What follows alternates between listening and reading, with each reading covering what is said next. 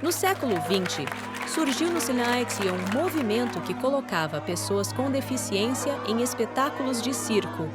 As companhias circenses recrutavam pessoas com aparência incomum de várias partes do mundo para atrair público. A esperança de vida desses fenômenos era geralmente curta. Muitos procuravam melhores oportunidades no cinema em ascensão. Com o tempo, o número desses artistas foi diminuindo. Alguns circos adotaram uma solução cruel: raptar pessoas comuns e deformá-las para criar novas atrações. Charlotte e Olivia, duas irmãs do campo, foram para Nova York sonhando em tornar-se atrizes. Para poupar dinheiro, alugaram um quarto barato em Harlem.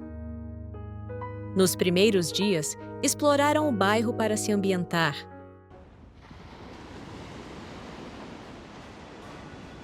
Um homem, que dizia ser realizador de cinema, aproximou-se de Olivia com informações sobre um casting. Disse que a viu na rua e achou o seu rosto ideal para o papel principal. Pareceu-lhes uma sorte incrível. Sem hesitar, decidiram aproveitar a oportunidade.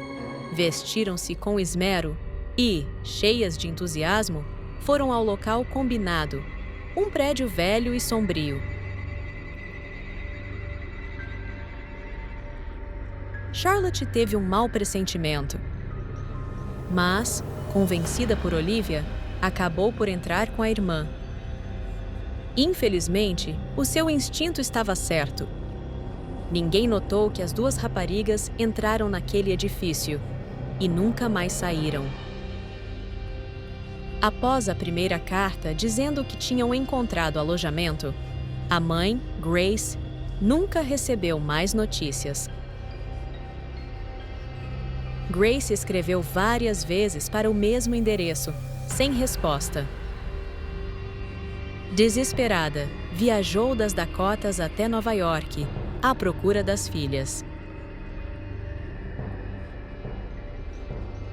Mas por mais que tentasse, não encontrou rastro delas. Num tempo de inflação alta, comunicações limitadas e distâncias enormes, teve de regressar a casa, na esperança de que ainda estivessem vivas. Na década de 1950, com o reforço das leis laborais e mudanças na mentalidade da sociedade, a revolta pública contra a exploração de deficientes cresceu.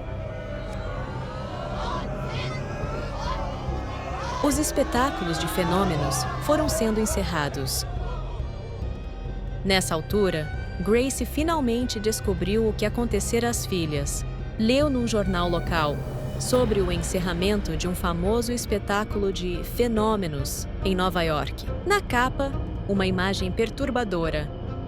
Duas artistas siamesas, unidas pelos ombros, com duas cabeças e um corpo deformado, vestidas para esconder os braços.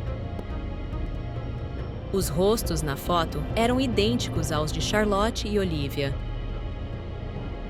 Mas agora estavam cadavéricas, com olhos fundos e deformações horríveis, irreconhecíveis. Depois de dias a procurar, Grace encontrou-as nas ruas de Nova York. Estavam famintas, fracas e quase sem forças, sentadas na calçada.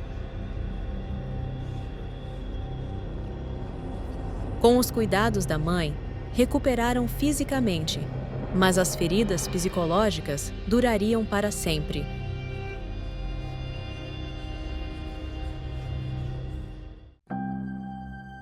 Mudei-me recentemente para um velho prédio em Viena.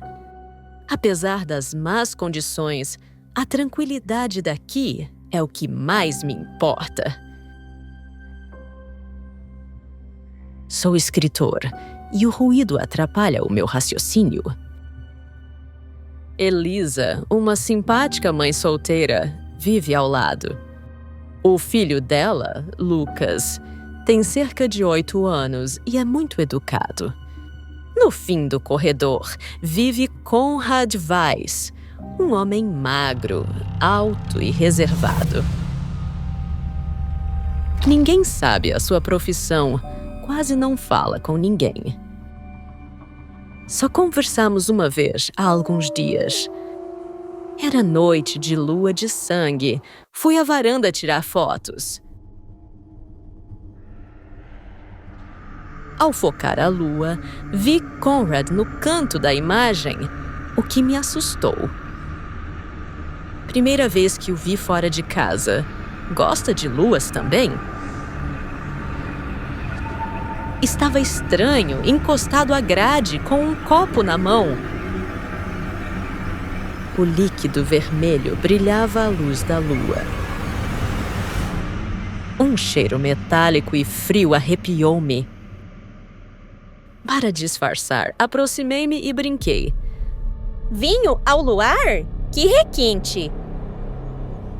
Não é vinho, mas combina com a lua.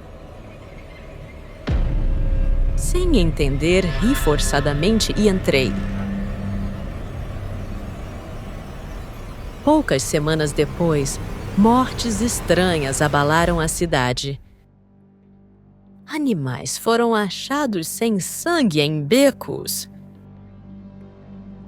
Depois, 3 pessoas foram mortas em casa, sem sinais de arrombamento. Chamaram de mordida de Viena. Teorias iam de serial killer a seitas. Assustada, tranquei bem a porta antes de dormir. À meia-noite, ouvi alguém girar lentamente a maçaneta. Ela girou um pouco e parou. Não consegui dormir. Contei a Elisa no dia seguinte, mas não acreditou. Disse que eu estava impressionada com as notícias. Mas os meus instintos diziam o contrário. E nesse mesmo dia, Lucas desapareceu. Elisa saiu sem trancar a porta, deixando-o sozinho. Quando voltou, ele já não estava. Chamou a polícia. A culpa foi minha, devia ter vigiado melhor. Achas que o levaram e drenaram como os outros?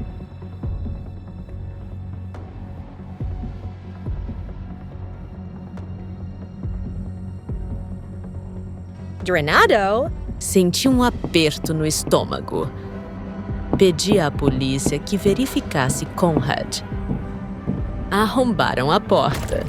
O que vimos parecia o inferno. Bolsas de sangue, frascos com órgãos e um caderno com detalhes das vítimas. Lucas estava lá, inconsciente, mas vivo. Estava amordaçado e amarrado, mas respirava. Encontraram Conrad numa sala interior. Dormia de pé, dentro de um caixão com os braços cruzados. Foi preso sem mostrar remorso. Diagnosticaram-lhe delírios paranoicos. Dizia ser vampiro e precisar de sangue para não se decompor. Já tinha matado antes. Foi condenado à prisão perpétua. Lucas ficou traumatizado. Elisa mudou-se para cuidar melhor dele. Lucas ficou traumatizado. Elisa mudou-se para cuidar melhor dele. Fiquei, ainda a viver aqui e a escrever. Mas às vezes, por volta das 3 horas, juro que ouço a maçaneta girar devagar. Eu nunca acreditei em fantasmas, mas isso já não importava depois do que eu vivi. Olá, meu nome é Doris, tenho 25 anos e a história que estou prestes a contar me assombra até hoje. Naquela época, minha mãe ficou gravemente doente e teve que ser hospitalizada. Preocupada com ela, fiquei no hospital para cuidar dela. Ela foi colocada em um quarto antigo no final do corredor. Os médicos não queriam que ela ficasse lá, mas o hospital estava sem quartos disponíveis. Eu não presto muita atenção. Afinal, que hospital não tem quartos antigos? Quando eu estava prestes a tirar uma soneca, um som estranho veio do banheiro. No início, era só um leve movimento, como se alguém lá dentro estivesse tentando abrir a porta. Girou mais rápido e forte, até a porta se abrir com um estalo. Engoli minha saliva e fui verificar. Não havia sinal de que alguém estivesse lá. Disse a mim mesma que era só cansaço e imaginação. Mas quando me virei, ouvi um soluço. O som era fraco, melancólico e aterrorizante. Veio daquele mesmo banheiro. Meu coração batia forte e olhei para dentro, mas não havia ninguém lá. Quando olhei para o espelho acima da pia, vi uma criança, pele pálida, olhos ocos chorando sangue. De repente, uma risada em coro ecoou, Enchendo o quarto como se dezenas de crianças estivessem rindo ao mesmo tempo. Nesse momento, a porta do quarto se abriu sozinha.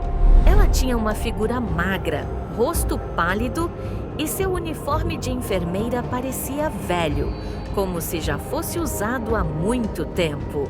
Olhei para o relógio na parede, sentindo-me estranha. Não era tarde demais para a ronda. Olá, estou aqui para verificar a temperatura do paciente. Sim, mas você ainda está trabalhando a essa hora tardia? Esta é nossa responsabilidade. Ela me contou uma história sobre este quarto enquanto tomava a temperatura da minha mãe. Ela disse que, há cerca de 10 anos, uma enfermeira fez um aborto secreto no banheiro. Dominada pela culpa, ela se jogou pela janela. Seu corpo foi encontrado no estacionamento.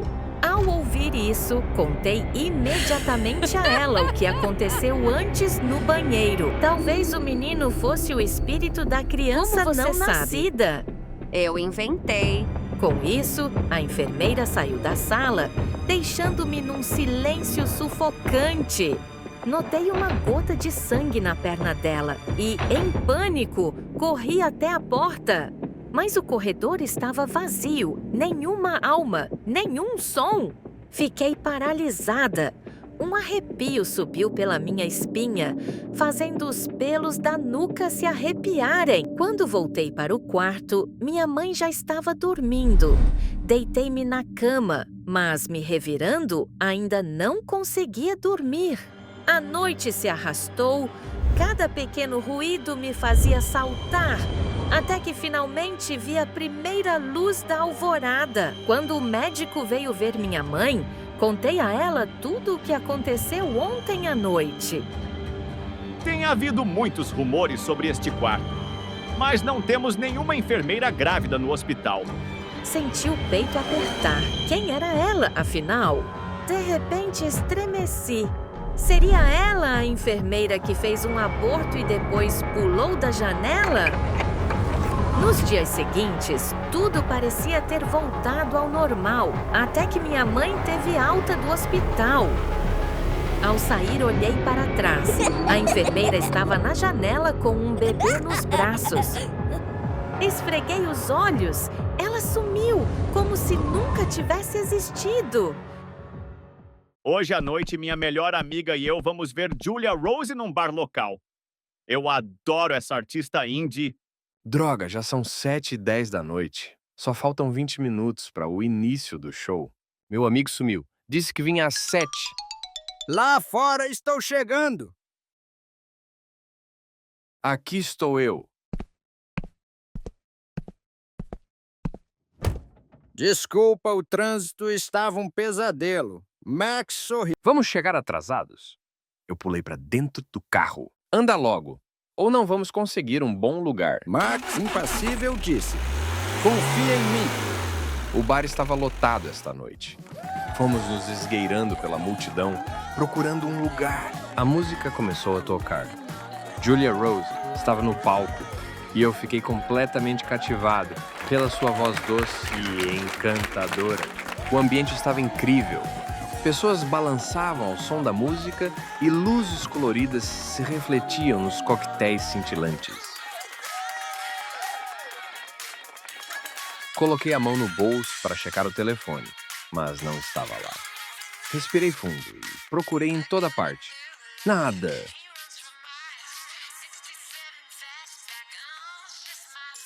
Uma onda de desconforto me percorreu. Olhei rapidamente ao redor.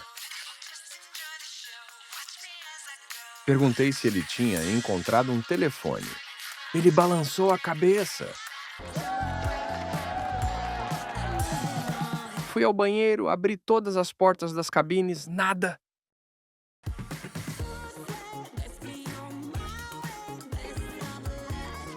Ei, vem aqui! O que está acontecendo? Max gritou. Sem opções, peguei o telefone do Max e disquei o meu número. Tocou 2 vezes. Eu ainda tinha esperança. Talvez alguém atendesse e devolvesse. Quando a chamada foi atendida, em vez de uma voz, ouvi uma risada rouca, baixa e assustadora. Pip, a chamada foi cortada. Tentei ligar novamente.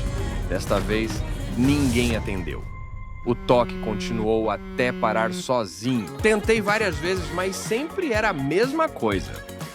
O medo tomou conta de mim. Alguém tinha meu telefone e não ia devolvê-lo. Depois de várias tentativas sem sucesso, desisti e fui para casa inquieto. Era tarde, as ruas estavam estranhamente vazias. Assim que entrei no meu quarto, pronta para cair na cama, congelei. Meu telefone estava na mesa de cabeceira. Isso é impossível. Além de mim, há mais alguém nesta sala.